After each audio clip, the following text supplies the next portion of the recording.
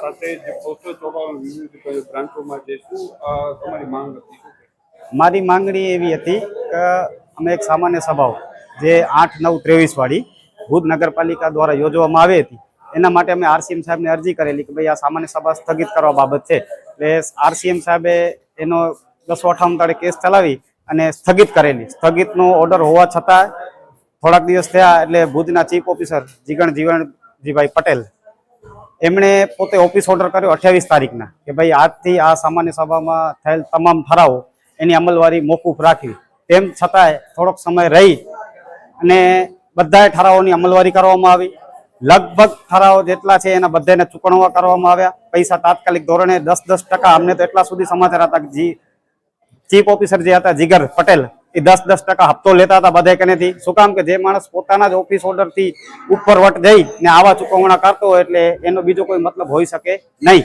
અને તમારા માધ્યમથી ભુજની જનતાને હું જાણ કરવા માંગુ છું, ખાસ કરીને એક એની અંદર ઠરાવ થયો હતો કે તમારી મિલકત છે જો એનો લેણો બાકી છે તો એની ઉપર 18% જેટલું વ્યાજ જેને કહેવાય કે પેનલ્ટી લેવામાં આવશે એવું ઠરાવ એની અંદર હતું.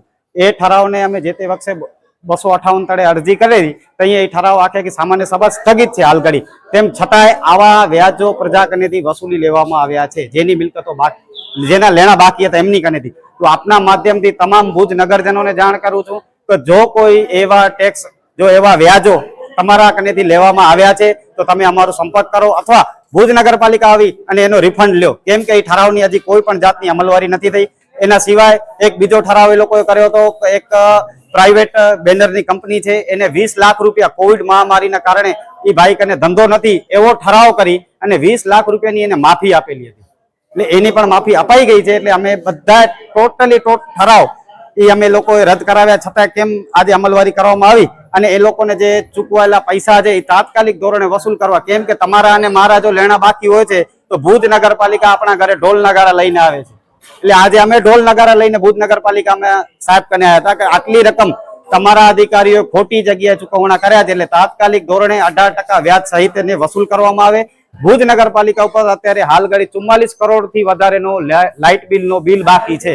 તમને કહેવાની જરૂર નહીં હોય, તમને બધું ખ્યાલ જ હશે કે લાઇટ બિલ ઉપર ચક્રવર્તી 18% વ્યાજ લાગે છે. એટલે 44 કરોડનું 18% તમે ગણતરી કરો એટલે કેટલું થાય અને કોણ ભરશે, એનો બોજો કોના ઉપર આવશે? જીગર જીવણજીભાઈ પટેલ તો એના બાપની પેઢી ચલાવતા હતા, નગરપાલિકા ચલાવતા જ નતા. એના જે નિયમો હતા એ કોઈ નિયમને અનુસરતા જ નતા. અત્યારે આપણે જોઈએ તો એ બોજો કોના ઉપર? તમારા અને મારા જેવા ઉપર જ આવશે. એટલે અમે કીધું છે કે આવા ખોટા જે ચૂકવણા કરાવવામાં આવ્યા છે, પછી લગભગ વધારે પૂરતા અહીંયા એમને ગેરકાયદેસર ભરતીવાળા કર્મચારીઓ જે ઓળખાણ પારખાણથી અંદર ઘૂસેલા છે એમને બેફામ પગાર આપવામાં આવે છે. એટલે આવા કર્મચારીઓને તાત્કાલિક છૂટા કરી આરસીએમ માંથી મંજૂરી મેળવી અને પછી કર્મચારીઓની ભરતી કરે અને જે પગાર ચૂકવેલો છે એ 18% સાથે પાછો ભુજ નગરપાલિકા વસૂલાત કરે એવી રજૂઆત સાથે અમે આજે આવ્યા હતા.